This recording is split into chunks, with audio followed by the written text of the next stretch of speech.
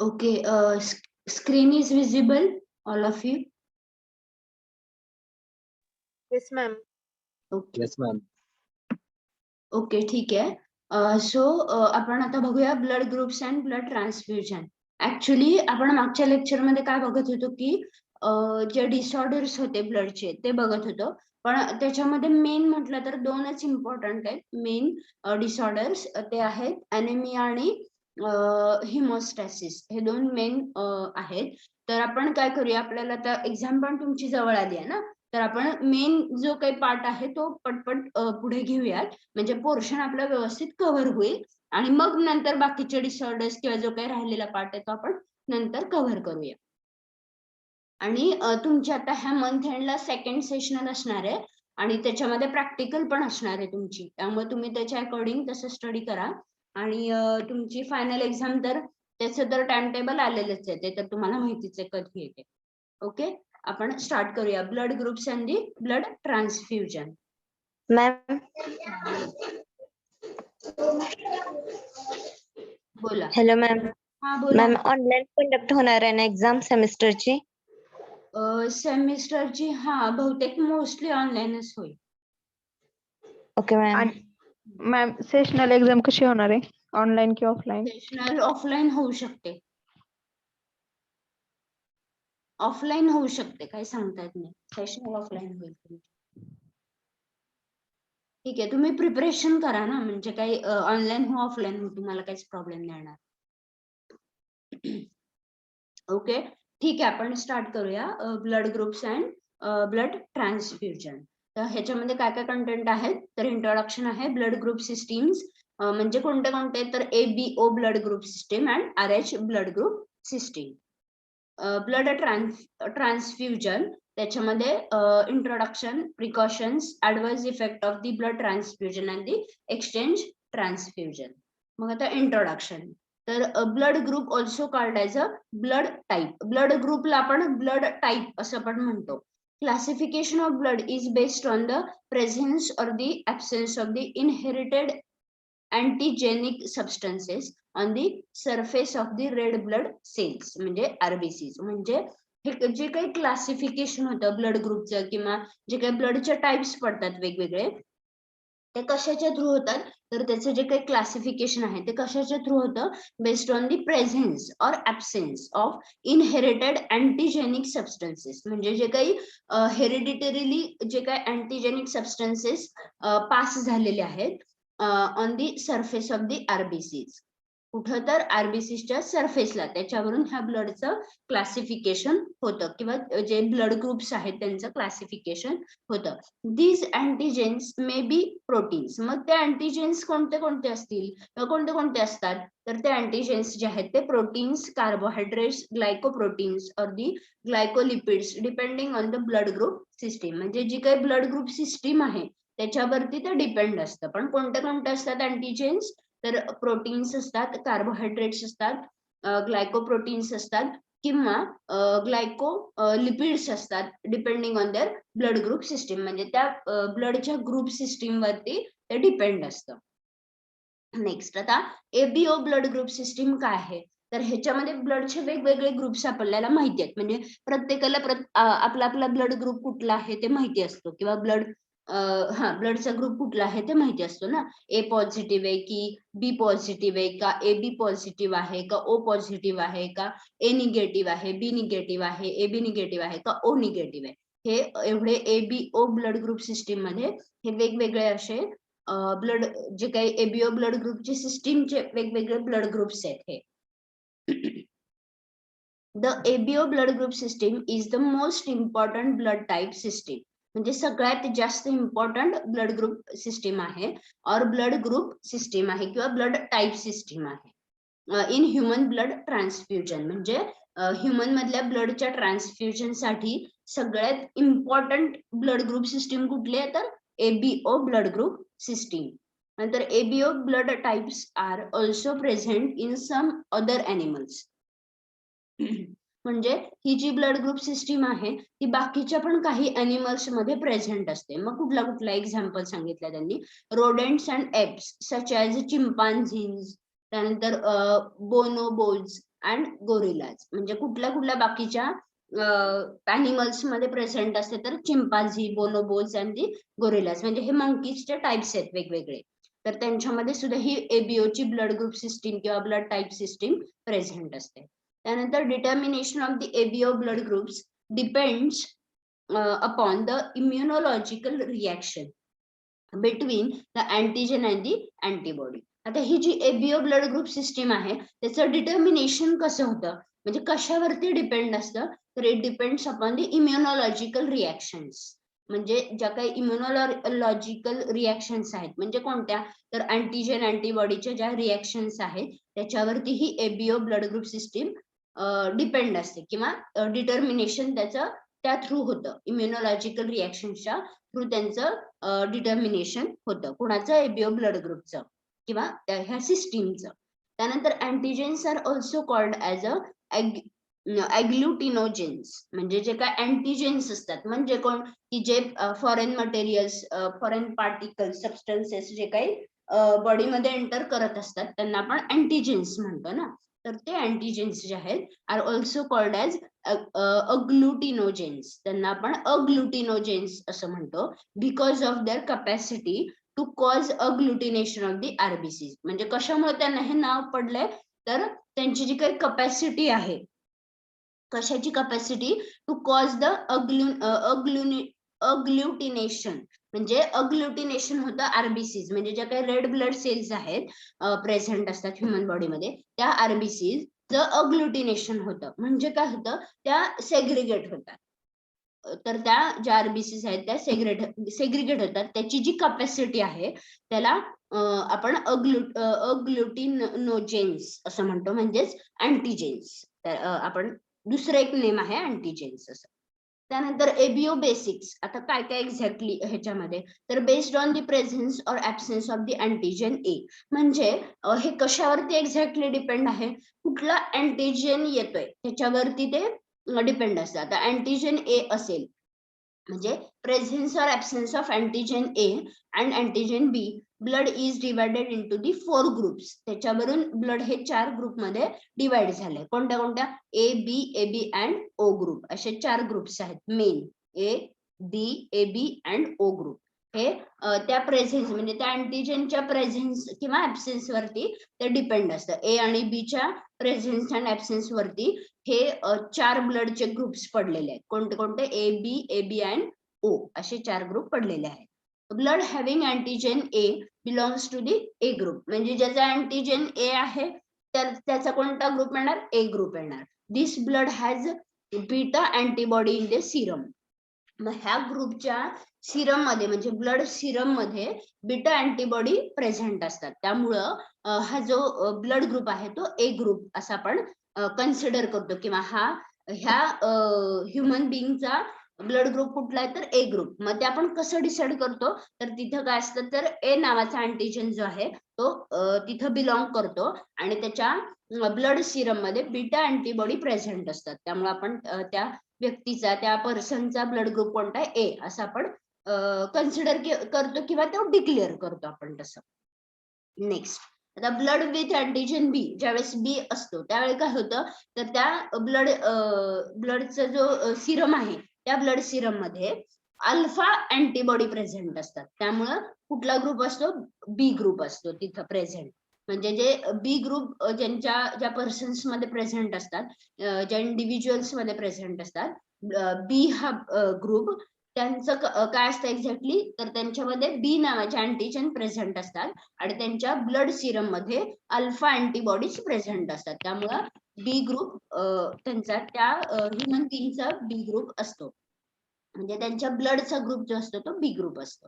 नंतर if both the antigens are present, म्हणजे कधी कधी कसं होतं, दोन्ही पण अँटीजन प्रेझेंट असतात, ए पण असतो आणि बी पण असतो. मग त्यावेळेस काय होतं, तर blood group is called as A B group. त्यावेळेस काय असतो, ए बी प्रेझेंट असतो. त्यामुळे ए बी ग्रुप असं म्हणजे तिथं ए बी ग्रुप प्रेझेंट असतो. And Serum of this group does not content any antibody. मग ज्या पर्सन्सचा ए बी ग्रुप असतो किंवा ब्लडचा जो काही ग्रुप आहे तो ए बी असतो, त्यांच्यामध्ये काय होतं, त्यांच्या ब्लड सिरम मध्ये कुठल्याही प्रकारची अँटीबॉडी प्रेझेंटच नसते तिथं. आणि त्यावेळेस आपण काय म्हणतो की त्यांचा AB हा ग्रुप आहे किंवा त्यांच्यामध्ये त्यांचा ब्लड ग्रुप जो आहे तो AB ग्रुप आहे. येते लक्षात तुमच्या. त्यानंतर इफ बोथ अँटीजेन्स आर ऍबसेंट, म्हणजे कधी कधी कसं होतं की दोन्ही पण अँटीजेन ऍबसेंट असतात, म्हणजे ए पण नसतो आणि बी पण नसतो. मग त्यावेळेस काय होतं त्या केसमध्ये the blood group is called as O group, म्हणजे त्यावेळेस काय होतं तिथं ओ ग्रुप प्रेझेंट असतो and both alpha and beta bodies are present in the serum. म्हणजे त्यावेळेस काय होतं ओ ग्रुप, ज्यावेळेस आपण सांगतो की ओ ग्रुप आहे त्यावेळेस त्यांचे ज्या ब्लड सिरम आहे त्या ब्लड सिरम मध्ये अल्फा आणि बीटा अँटीबॉडीज दोन्हीही अँटीबॉडीज तिथं प्रेझेंट असतात. त्यावेळेस आपण ब्लडचा ग्रुप जो आहे तो ओ ग्रुप आहे. कोणाचं माईक चालू आहे? ऑफ करा बरं. तर तो जो ग्रुप आहे तो ओ ग्रुप आहे असं आपण पूर्णपणे डिक्लेअर करतो किंवा कन्सिडर करतो. त्यानंतर आता antigen and antibody present in ABO blood group, म्हणजे एबीओच्या ब्लड ग्रुप सिस्टीम मध्ये कोणते अँटीजेन्स आणि अँटीबॉडी प्रेझेंट असतात. हा चार्ट आहे, हा इम्पॉर्टंट चार्ट आहे बरं का, ह्याच्यावरती MCQ ला वगैरे क्वेश्चन विचारले जाऊ शकतात. तर ह्या मध्ये आता काय सांगितलंय त्यांनी, एबीओ ग्रुप कुठले ते दिलेत आणि प्रेझेंट अँटीजेन कोणता आहे ते सांगितलंय, मिसिंग अँटीजेन कोणता आहे आणि अँटीबॉडी कुठल्या प्रेझेंट असतात ते त्यांनी सांगितले. आता ए ग्रुप बघा, ए ग्रुप मध्ये काय आहे, ए हा अँटीजेन प्रेझेंट आहे आणि बी हा अँटीजेन ऍबसेंट आहे किंवा मिसिंग आहे आणि अँटीबॉडी कोणती प्रेझेंट आहे तर अँटी बी नावाची अँटीबॉडी तिथं प्रेझेंट आहे. त्यानंतर नेक्स्ट ग्रुप आहे बी. बी मध्ये बी हा अँटीजन प्रेझेंट आहे, ए हा अँटीजन काय आहे मिसिंग आहे किंवा ऍबसेंट आहे आणि अँटीबॉडी कोणती प्रेझेंट आहे ए. म्हणजे अँटीबॉडीच्या केसमध्ये काय लक्षात ठेवायचं, ए ग्रुप असेल तर बी अँटीबॉडी प्रेझेंट असणार आणि बी ग्रुप असेल तर ए अँटीबॉडी प्रेझेंट असणार. आलं लक्षात. आणि जो अँटीजन मिसिंग आहे तो जर ए ग्रुप असेल तर बी मिसिंग आहे आणि बी ग्रुप असेल तर ए मिसिंग आहे. हे ह्या केस मध्ये खूप इझी आहे. आणि ए ग्रुप मध्ये ए अँटीजन प्रेझेंट, बी ग्रुप मध्ये बी अँटीजन प्रेझेंट. हे क्लिअर झालं तुम्हाला ए आणि बी चं. आता आपण ओ चं बघूया किंवा ए बी बघूया आपण आधी. ए बी मध्ये तुमच्या म्हणजे पटकन अजून लक्षात येईल. ए बी मध्ये काय होतं तर दोन्ही पण अँटीजन प्रेझेंट असतात इथं, ए आणि बी दोन्ही पण. पण अँटीजेन जो असतो तो कोणताच नसतो, कोणताच प्रेझेंट नसतो आणि अँटीबॉडी पण कोणतीच प्रेझेंट नसते तिथं. त्यामुळे आपण एबी ग्रुपला अँटीजन म्हणजे ए आणि बी दोन्हीही अँटीजन प्रेझेंट असतात पण अँटीबॉडी कुठलीच प्रेझेंट नसते. आणि नेक्स्ट ग्रुप आहे ओ ग्रुप. ओ ग्रुप मध्ये काय होतं की अँटीजन पूर्णपणे ऍबसेंट असतो, म्हणजे कुठलाच अँटीजन प्रेझेंट नसतो, ए पण नसतो बी पण नसतो आणि प्रेझेंट नसतो आणि मिसिंग अँटीजन कोणते ए आणि बी दोन्ही सुद्धा. आणि प्रेझेंट अँटीबॉडी कुठल्या आहेत तर दोन्ही पण प्रेझेंट असतात. अँटीबॉडी ए आणि बी थोडस कन्फ्युजन करणार आहे पण तुम्हाला एकदा क्लिअर झालं ना तेव्हा की मग लक्षात येईल. म्हणजे ज्या अँटीबॉडीज प्रेझेंट असतात त्या दोन्ही पण असतात ओ ग्रुप मध्ये. ए आणि बी ह्या दोन्हीही अँटीबॉडीज प्रेझेंट असतात. मिसिंग कोणते ए आणि बी दोन्ही पण मिसिंग आहेत आणि जे काही अँटीजेन प्रेझेंट असतो तो कुठलाच प्रेझेंट नसतो, त्यामुळे तो ओ ग्रुप असतो ना, आपण मग अशीच बघितलं. तर हे पूर्णपणे antigen and antibody present in ABO blood group system. म्हणजे ही जी एबीओ ब्लड ग्रुप सिस्टीम आहे त्याच्यामध्ये अँटीजन आणि अँटीबॉडी कुठले प्रेझेंट आहेत हे त्यांनी इथं सांगितलंय.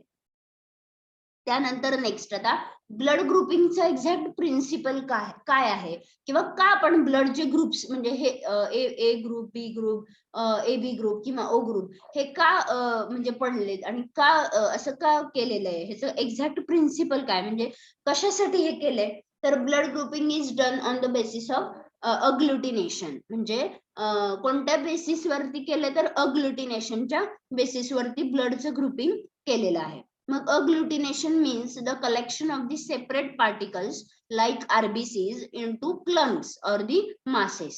म्हणजे एक्झॅक्टली अग्लुटिनेशन म्हणजे काय आहे, it means the collection of separate particles. म्हणजे जे काही सेपरेट झालेले पार्टिकल्स आहेत म्हणजे कोणतं आरबीसी, म्हणजे आरबीसीज मध्ये जे काही सेपरेटेड झालेले पार्टिकल्स आहेत त्यांचं काय करतात ते कलेक्शन करतात इनटू दी क्लम्प्स और दी मासेस. म्हणजे एकत्र काय म्हणतो आपण त्याला, एकत्र त्यांचं ते क्लम्प फॉर्म मध्ये म्हणजे त्यांनी एक फॉर्म सांगितला त्याचा क्लम्प्स मध्ये किंवा मासेस मध्ये त्यांचं कलेक्शन केलं जातं, त्याला आपण अग्लुटिनेशन असं म्हणतो. आणि हेच मेन अग्लुटिनेशन, हेच मेन ह्याचं प्रिन्सिपल आहे की blood grouping is done on the basis of agglutination. आलं लक्षात? मग agglutination occurs if an antigen is mixed. Agglutination occurs if an antigen is mixed म्हणजे कधी ऑकर होतं तर ज्यावेळेस अँटीजेन मिक्स होतात एकमेकांमध्ये त्यावेळेस विथ इट्स करस्पॉन्डिंग अँटीबॉडी, म्हणजे कुणासोबत तर त्यांची जी काही करस्पॉन्डिंग अँटीबॉडी आहे त्याच्यासोबत ते मिक्स होतात, विच इज कॉल्ड एज आयसोअग्लुटिनिन. त्याला आपण काय म्हणतो, जे त्यांचं मिक्सिंग होतं त्याला काय म्हणतो आपण, आयसोअग्लुटिनिन. ह्या ज्या टर्म्स आहेत ना त्या लक्षात ठेवा, ह्याच्यावरती एमसीक्यू ला क्वेश्चन विचारला जाऊ शकतो, हे इम्पॉर्टंट आहे बरं का. त्यानंतर दॅट इज म्हणजे काय, तर occurs when A antigen is mixed with the anti A. म्हणजे काय, ही अँटी ए काय आहे, अँटीबॉडी आहे. ओके, मग ए अँटीजेन जेव्हा अँटी ए सोबत मिक्स होतो, or when B antigen is mixed with anti B. हे त्यांनी इथं एक्झाम्पल वाईज सांगितलंय. आलं लक्षात? अग्लुटिनेशन हे बघा मेन प्रिन्सिपल काय आहे, कशावर ते डिपेंड आहे, ब्लड ग्रुपिंगचं प्रिन्सिपल, तर it is done on the basis of the agglutination. Agglutination म्हणजे एक्झॅक्टली काय, it is the collection of the separate particles or the separated particles like RBCs into clumps or the masses. म्हणजे कशामध्ये ते collection केलं जातं, तर clumps किंवा masses मध्ये ते कलेक्शन केलं जातं. आणि अग्लुटिनेशन ऑकर्स कधी ऑकर होतं, तर ज्या वेळेस if an antigen is mixed with its corresponding antibody. म्हणजे एखादा अँटीजेन त्याच्या करस्पॉन्डिंग अँटीबॉडी सोबत मिक्स झाल्यानंतर विच इज कॉल्ड एज, त्याला काय म्हटलं जातं, तर आयसोअग्लुटिनिन असं म्हणतात त्याला, आयसोअग्लुटिनिन असं म्हणतात. मग त्यांनी इथे एक्झाम्पल सांगितलं, that is occurs when the A antigen is mixed with the anti A. म्हणजे ही अँटीबॉडी आहे, अँटी ए या अँटीबॉडी सोबत ज्यावेळेस ते मिक्स होतात, or when B antigen is mixed with anti B. म्हणजे अँटी बी नावाच्या अँटीबॉडी सोबत ज्यावेळेस ते मिक्स होतात त्यावेळेस हे आयसोग्लुटिनिन फॉर्म होतं. आलं लक्षात? Next, the importance of the ABO groups in blood transfusion. म्हणजे एक्झॅक्टली ह्याचा इम्पॉर्टन्स काय आहे ब्लडच्या ट्रान्सफ्युजन मध्ये, इम्पॉर्टन्स काय आहे, तर during blood transfusion only compatible blood must be used. म्हणजे ह्याच्या ब्लड ट्रान्सफ्युजनच्या प्रोसेस आहे. म्हणजे काय होतं एक्झॅक्टली, ब्लड ट्रान्सफ्युजन म्हणजे काय, कधी कधी आपल्याला म्हणजे तुम्हाला माहिती असेल बघा की कोणाला काहीतरी झालं, ऍक्सिडेंट झाला आणि ते हॉस्पिटलमध्ये आहेत आणि त्यांना ब्लडची गरज आहे. त्यावेळेस आपण काय करतो, सगळ्यात पहिल्यांदा काय करतो, तर ब्लड ग्रुप चेक करतो किंवा ब्लड ग्रुप आपल्याला त्या व्यक्तीचं हे करतो, म्हणजे माहिती असतो आपल्याला किंवा आपण माहित करून घेतो तो ब्लड ग्रुप, आणि त्याच्या अकॉर्डिंग आपण त्यांना कोणतं ब्लड दिलं गेलं पाहिजे ते आपण बघतो आणि आपण त्याच्या अकॉर्डिंग त्याची हे करतो की बाबा ह्या पर्टिक्युलर ह्या टाईपचं ब्लड आपल्याला पाहिजे किंवा ह्या ब्लड ग्रुपचा ब्लड आपल्याला पाहिजे म्हणून. तर during this blood transfusion only compatible blood must be used. म्हणजे त्या व्यक्तीला त्याच जे कंपॅटिबल ब्लड आहे तेच दिलं जातं ना. म्हणजे चुकीचं दुसरं दिलं तर काय होतं की एकतर डेथ होण्याची शक्यता असते किंवा मग ते बॉडी त्या ह्युमन बिईंगची ती बॉडी ऍक्सेप्टच करत नाही ते ब्लड. त्यामुळं आपल्याला कंपॅटिबल ब्लडच द्यावं लागतं. ज्यावेळेस ब्लड ट्रान्सफ्युजनच्या प्रोसेसमध्ये only compatible blood must be used. म्हणजे जे काही कंपॅटिबल ब्लड आहे फक्त आणि फक्त कंपॅटिबल ब्लडच देऊ शकतो आपण. Okay, next, the one who gives blood is called as donor. म्हणजे जे ब्लड देतात, जे ब्लड देतात त्यांना आपण डोनर म्हणतो. And the one who receives the blood, जे ब्लड रिसिव्ह करतात त्यांना आपण रेसिपियंट म्हणतो. आलं लक्षात? डोनर आणि रेसिपियंट कोणाला म्हणायचं, जे ब्लड देतात त्यांना म्हणायचं डोनर, आणि जे ब्लड रिसिव्ह करतात किंवा जे ब्लड घेतात त्यांना आपण रेसिपियंट असं म्हणतो. म्हणजे ह्या टर्म्स आहेत, ह्या लक्षात ठेवा. व्हाईल ट्रान्सफ्युजिंग द ब्लड, ज्यावेळेस ब्लडचं ट्रान्सफ्युजन होत असतं त्यावेळेस काय होतं, antigen of the donor and the antibody of the recipient are considered. म्हणजे काय कन्सिडर केलं जातं ह्या केसमध्ये, तर म्हणजे ब्लड ट्रान्सफ्युजन ज्यावेळेस होत असतं त्या केसमध्ये काय कन्सिडर केलं जातं, जो डोनर आहे त्याचा अँटीजेन बघितला जातो आणि जो रेसिपियंट आहे त्याची अँटीबॉडी बघितली जाते. म्हणजे आता मगाशीच आपण हा चार्ट बघितला होता की नाही, तर त्याच्यामध्ये काय प्रेझेंट आहे आणि अँटीबॉडी कोणती प्रेझेंट आहे त्याच्या अकॉर्डिंग त्यांनी काय सांगितलंय, तर ज्यावेळेस ब्लडच्या ट्रान्सफ्युजनची प्रोसेस होत असते त्यावेळेस अँटीजेन ऑफ दी डोनर म्हणजे डोनरचा अँटीजेन बघितला जातो आणि रेसिपियंटचा अँटीबॉडी कन्सिडर केली जाते किंवा पाहिली जाते. त्याच्यावरून आपण कंपॅटेबल ब्लड चूज करतो आणि ते ब्लड त्या पेशंटला दिलं जातं. हे एक्झाम्पल वाईज तुम्हाला मी सांगितलं. नेक्स्ट आता पुढे, the antibody of the donor and antigen of the recipient are ignored mostly. म्हणजे काय इग्नोर काय केलं जातं, तर अँटीबॉडी ऑफ द डोनरची अँटीबॉडी आणि रेसिपियंटचं अँटीजन हे इग्नोर केलं जातं मोस्टली. म्हणजे त्यानंतर 10 आरबीसी ऑफ ओ ग्रुप म्हणजे जे काही ओ ग्रुप ज्यांचा प्रेझेंट असतो, ज्या ह्युमन बिंग मध्ये ओ ग्रुप असतो त्यांचे जे आरबीसीज आहेत has no antigen and so agglutination does not occur. म्हणजे त्या केसमध्ये काय होतं की अँटीजेनच प्रेझेंट नसतात त्यांच्यामध्ये, ए पण नसतो आणि बी पण नसतो, मग अशीच बघितलं आपण. त्यामुळे अँटीजेनच प्रेझेंट नसतात, त्यामुळे काय होतं and so agglutination does not occur. तिथं अग्लुटिनेशनची प्रोसेसच होत नाही, म्हणजे मिक्सिंगच होत नाही ना. त्यामुळं with any other group of blood, म्हणून काय होतं की कुठल्याही ब्लडचं म्हणजे ब्लड ग्रुप जो आहे तो ओला म्हणजे कुणासोबत पण ओ हा रिएक्ट होऊ शकतो. So O group blood can be given to any blood group persons and the people with this blood group are called as a universal donors. म्हणून त्यांना आपण युनिव्हर्सल डोनर्स असं म्हणतो. का म्हणतो, तर त्यांच्यामध्ये ती जी अग्लुटिनेशनची प्रोसेस आहे त्यांच्यामध्ये काय असतं की अँटीजेनच प्रेझेंट नसतात, ए नसतो बी नसतो, कुठलेच अँटीजेन प्रेझेंट नसतात. त्यामुळे त्यांच्यामध्ये अग्लुटिनेशनची प्रोसेसच ऑकर होत नाही. त्यामुळे काय होतं, ते कुठल्याही ब्लडच्या ग्रुप सोबत ते रिॲक्ट होऊ शकतात किंवा मिक्स होऊ शकतात. त्यामुळं जे काही जे पर्सन्स ज्यांचा ओ ग्रुप आहे, ओ ब्लड ग्रुप आहे, ते काय असतात युनिव्हर्सल डोनर असतात. म्हणजे ते कुठल्याही ग्रुपला ब्लड देऊ शकतात, म्हणून त्यांना आपण युनिव्हर्सल डोनर्स असं म्हणतो. O group blood can be given to any blood group persons and the people with the blood group are called as. त्यांना त्या पीपल म्हणजे त्या ब्लडचा ग्रुप ज्यांच्यामध्ये प्रेझेंट असतो त्यांना आपण काय म्हणतो, युनिव्हर्सल डोनर असं म्हणतो. नेक्स्ट आता पुढे त्यांनी सांगितलंय युनिव्हर्सल रेसिपियंट्स आपण कुणाला म्हणतो, तर plasma of AB group blood has no antibody. म्हणजे जे काही एबी ग्रुप ज्या पर्सन्स मध्ये प्रेझेंट असतो, ज्या ह्युमन बिंग्स मध्ये प्रेझेंट असतो, तर त्यांनी काय सांगितलं त्याचा प्लाझ्मा म्हणजे plasma of the AB group blood has no antibody. त्यांच्यामध्ये कुठल्याही प्रकारची अँटीबॉडी प्रेझेंट नसते. This does not cause agglutination. त्यामुळे अग्लुटिनेशन ऑफ द आरबीसीज म्हणजे आरबीसीचं अग्लुटिनेशन फॉर्म होत नाही from any other group of the blood. म्हणजे बाकीच्या कुठल्याही ब्लड ग्रुप सोबत त्यांचं अग्लुटिनेशन होऊ शकत नाही. People with AB group can receive blood from any blood group persons. म्हणजे ज्यांचा एबी हा ग्रुप असतो ते कुठल्याही पर्सनचं ब्लड म्हणजे कुठलाही बाकीचा कुठलाही ग्रुप म्हणजे ए पासून बी पासून ओ पासून कुठल्याही ह्या तिन्ही पैकी कुठल्याही ग्रुप कडून ते ब्लड हे करतात, घेऊ शकतात, रिसीव्ह करू शकतात.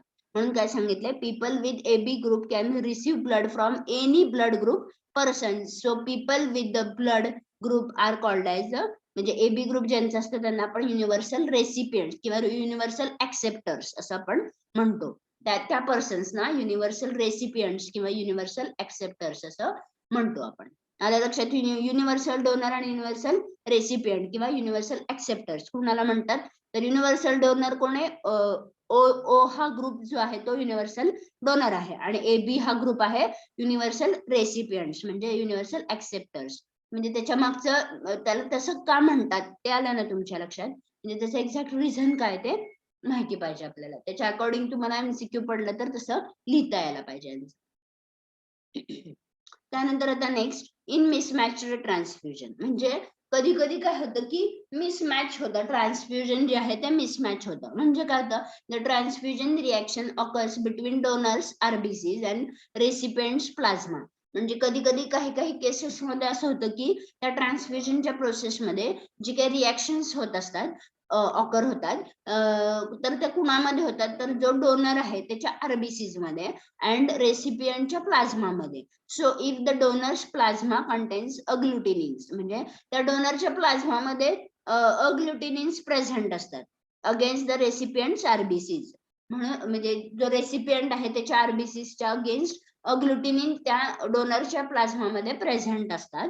अग्लुटिनेशन डज नॉट ऑकर. त्यामुळं काय होतं, तर अग्लुटिनेशन होतच नाही, because these antibodies are diluted in the recipient's blood.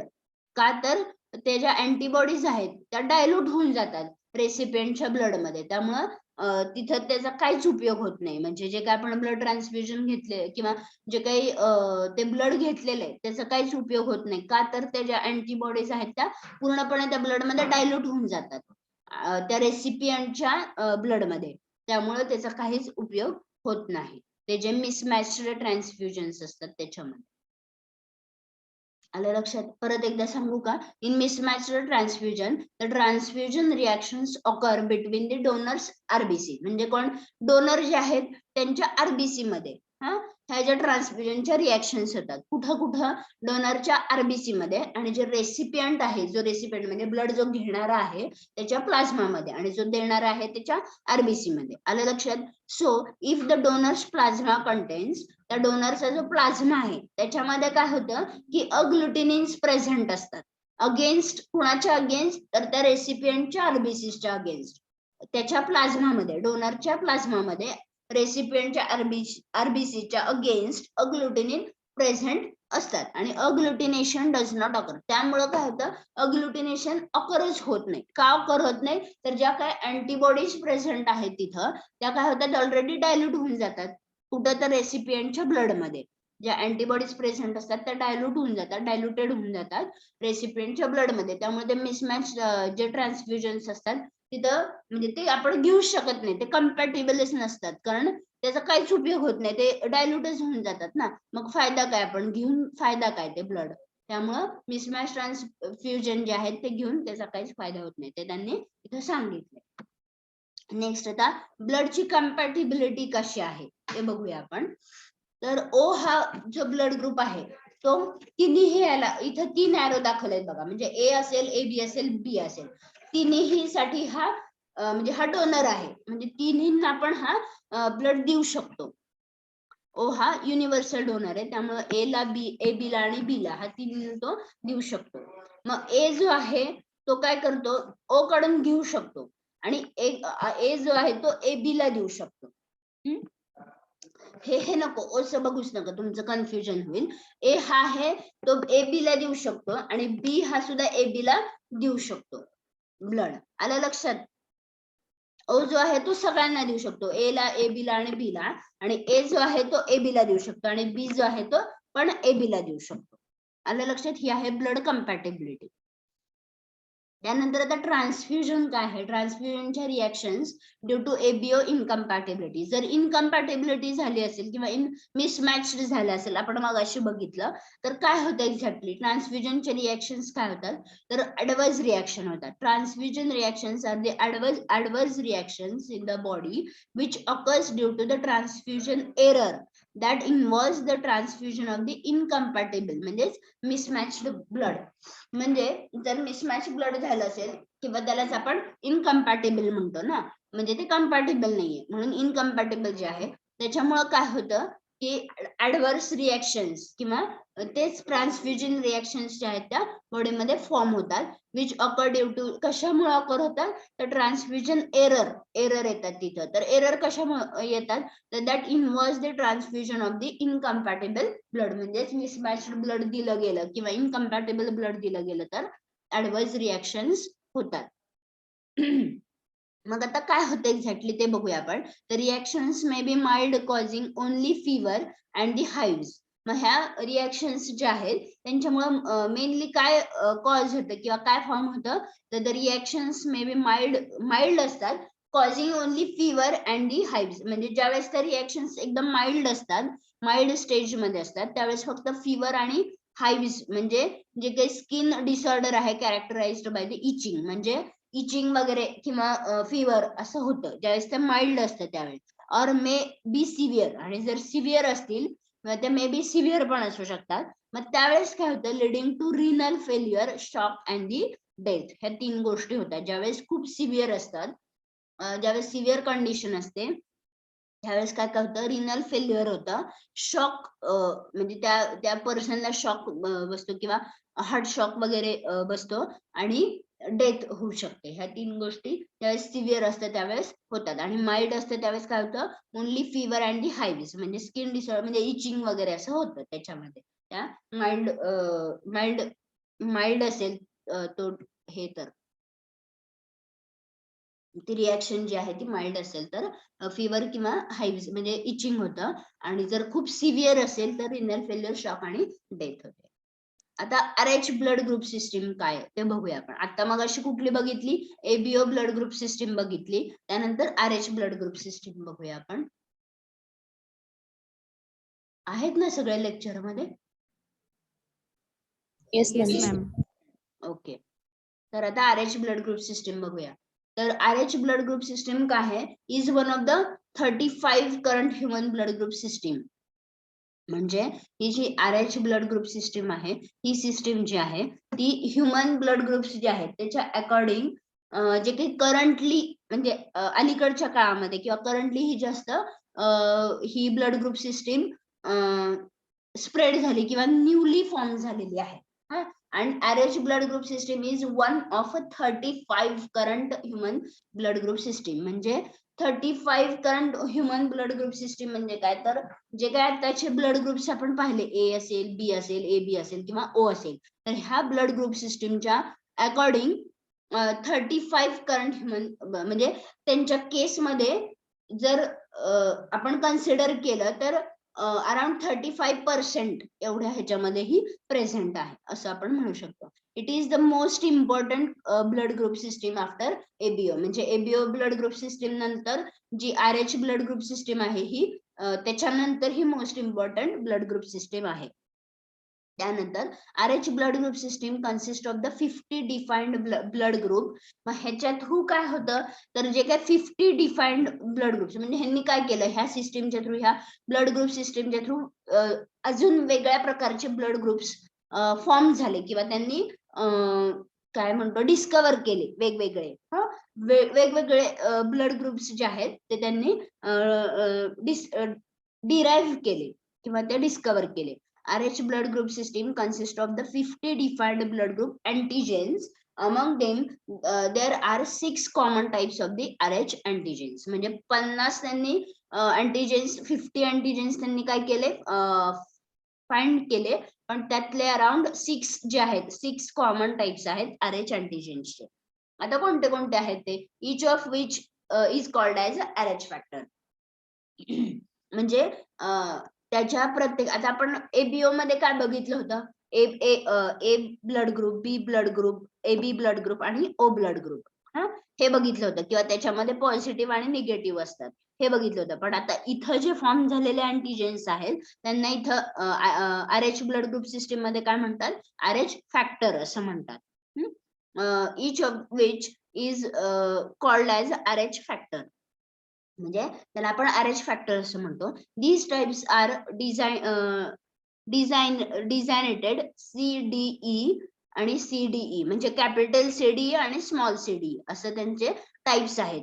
Total किती आहेत, 6 टाइप्स आहेत. कॅपिटल CDE आणि स्मॉल CDE असे टोटल 6 टाइप्स आहेत. आलं लक्षात तुमच्या. RH ब्लड ग्रुप सिस्टीम काय आहे, तर it is most important system after ABO blood group system. त्यानंतर त्याच्यामध्ये त्यांनी फाउंड करताना काय केलं, 50 अराउंड ब्लड ग्रुपचे अँटीजेन्स त्यांनी फाउंड केले, पण त्यातले 6 कॉमन टाइप्स आहेत RH अँटीजेन. म्हणजे जे त्याचे अँटीजेन्स आहेत ते 6 कॉमन त्याचे टाइप्स आहेत. त्या टाइपला मेनली प्रत्येकाला आपण काय म्हणतो किंवा त्याला काय नेमिंग आहे, तर RH फॅक्टर असं म्हणतो आपण. आणि कोणते कोणते टाइप आहेत, कॅपिटल CDE आणि स्मॉल CDE हे त्याचे मेन टाइप्स आहेत.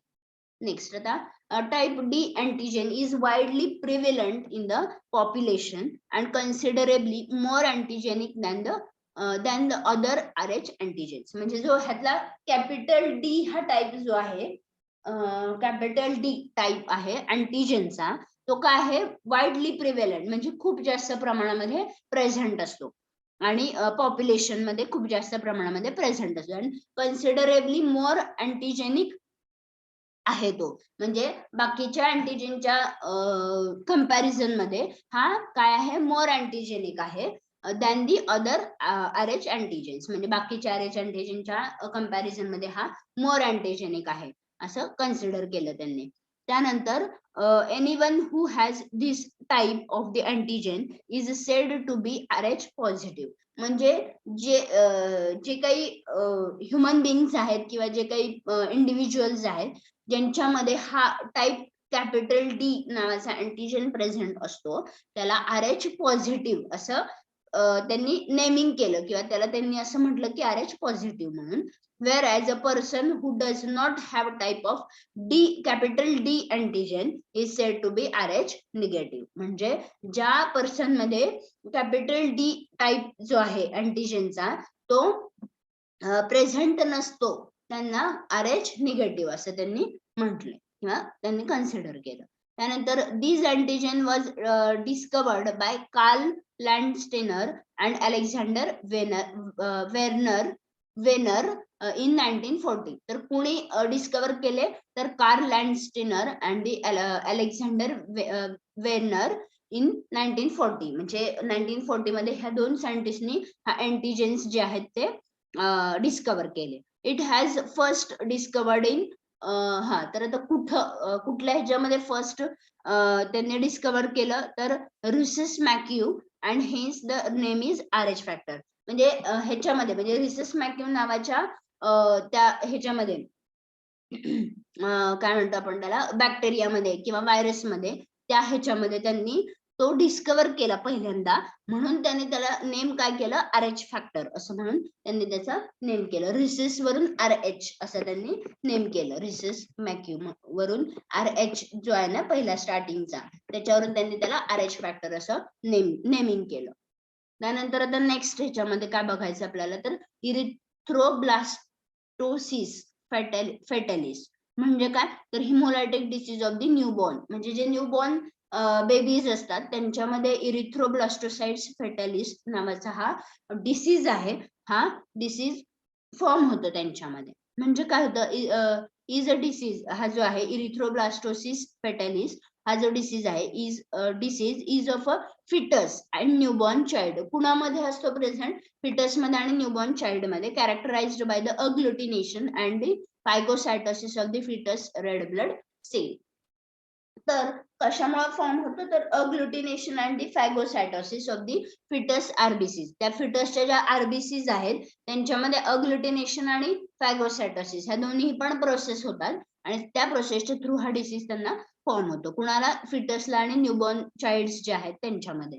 In most instance of the erythroblastosis foetalis the mother is RH negative. म्हणजे ते जे चाइल्ड आहेत त्यांची जी मदर आहे ती RH निगेटिव्ह असते आणि जी फादर इज RH पॉझिटिव्ह. ह्या प्रोसेस मध्ये काय होतं म्हणजे ज्या चाइल्डना किंवा म्हणजे न्यूबॉर्न चाइल्ड किंवा फिटस आहेत त्यांना हा डिसीज होतो. त्यांची जी मदर आहे त्या मदरचा कोणता असतो ब्लड म्हणजे RH ब्लड ग्रुप कुठला असतो तर RH निगेटिव्ह असतो आणि फादरचा जो असतो तो RH पॉझिटिव्ह असतो. The baby has inherited the RH positive antigen from the father and the mother develops anti-RH agglutinins. म्हणजे ते बेबी जे आहे ते काय करतं की त्या बेबीच्या फादर कडून ते काय करतं RH पॉझिटिव्ह अँटीजेन इनहेरिट करतं. म्हणजे पुढे इनहेरिट होतं ते RH पॉझिटिव्ह अँटीजेन आणि ती मदर डेव्हलप. मग मदर जी आहे ती काय करते, डेव्हलप करते अँटी RH अग्लुटिनिन नावाचं जे काही अँटी RH नावाचे जे काही अँटीबॉडीज असतील त्या ती डेव्हलप करते आणि अग्लुटिनिनची प्रोसेस होते तिथं from exposure to the fetus RH antigen. कुठं तर फिटसच्या RHच्या अँटीजेन मध्ये ही प्रोसेस म्हणजे हे अग्लुटिनिनचं फॉर्मेशन होतं. In turn, the mother's agglutinins diffuse through the placenta.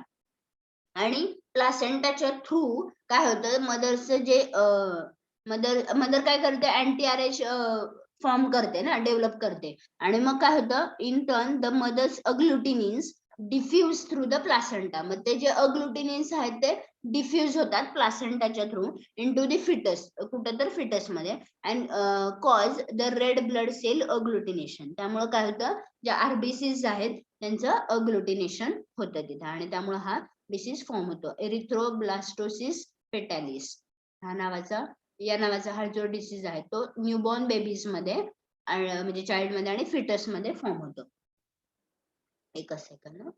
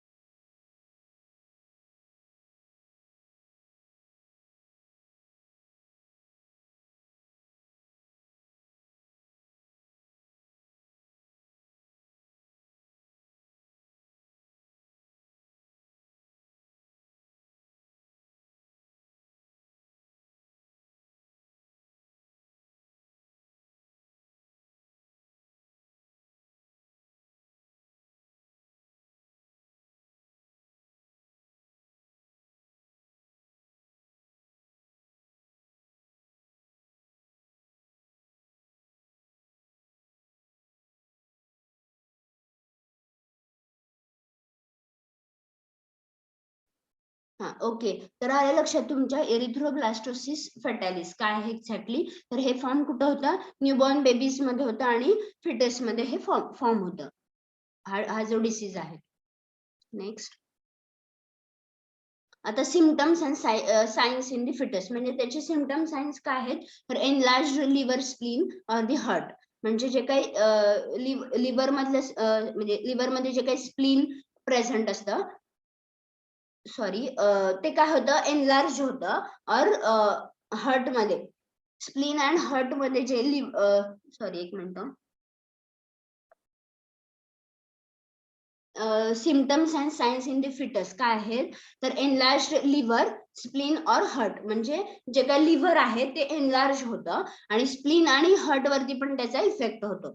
And fluid buildup in the foetus, abdomen seen via ultrasound. म्हणजे जे काही अल्ट्रासाउंड म्हणजे त्या प्रेग्नन्सीच्या प्रोसेसमध्ये हे करतात सोनोग्राफी वगैरे, त्या अल्ट्रासाउंड साऊंडच्या ह्यानी काय केलं जातं, तर जे काही फ्लुइड आहे ते बिल्डअप केलं जातं इन द फिटस ॲब्डोमेन, त्या फिटसच्या ॲब्डोमेन मध्ये, seen via in the ultrasound, म्हणजे अल्ट्रासाउंडच्या थ्रू, त्या प्रोसेसच्या थ्रू.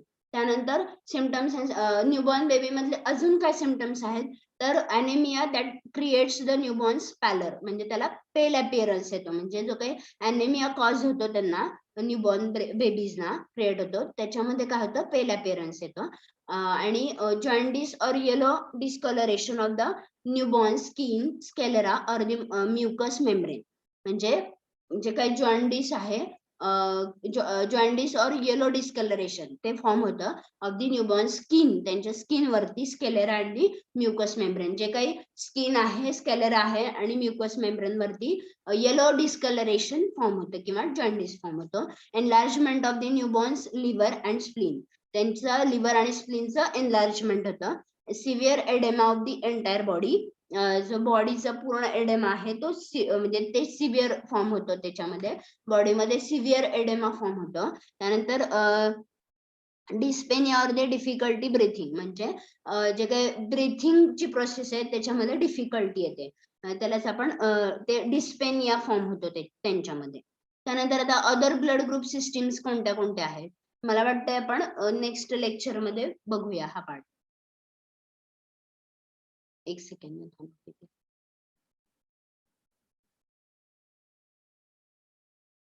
थोडंच राहिलंय का? ठीक आहे, एवढं आपण कव्हर करूया. अदर ब्लड ग्रुप सिस्टीम मध्ये काय 35 major blood group systems were recognized by the International Society of the Blood Transfusion, त्यालाच आपण ISBT असं म्हणतो, in October 2012. In addition to the ABO antigens and rhesus antigens, many other antigens are expressed on the red blood cell surface membrane. म्हणजे ABO antigens जे आहेत ते आणि RH antigens म्हणजेच rhesus antigens जे आहेत ते सोडून बाकीचे जे अँटीजेन्स आहेत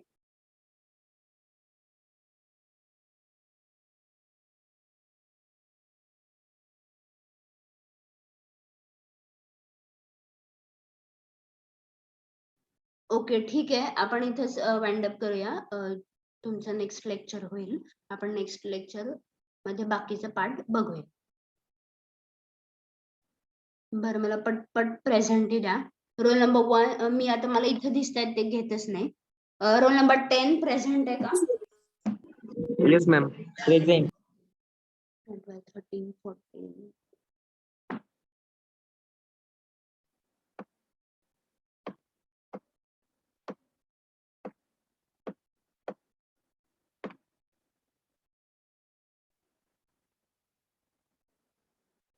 roll number 16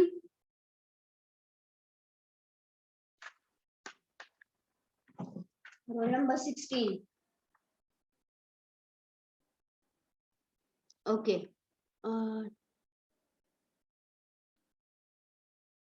roll number 26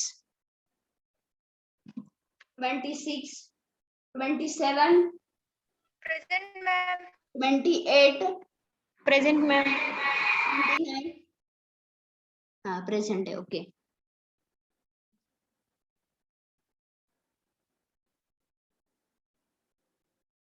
roll number 33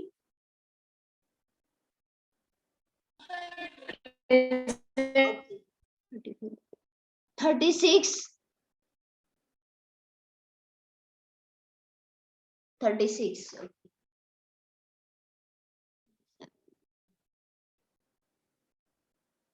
39 roll number 39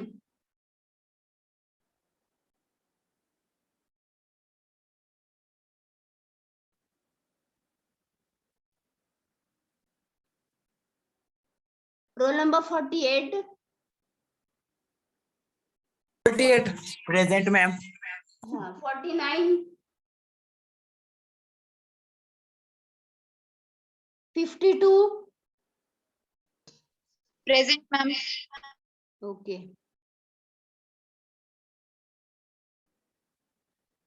roll number 56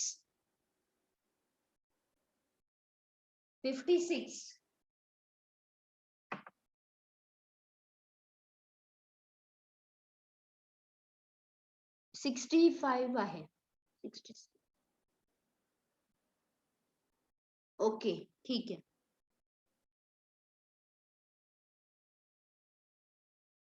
okay ठीक आहे. बाकीचं जे जे काही पार्ट आपला राहिला ह्या युनिट मधला तो आपण नेक्स्ट लेक्चरला घेऊया.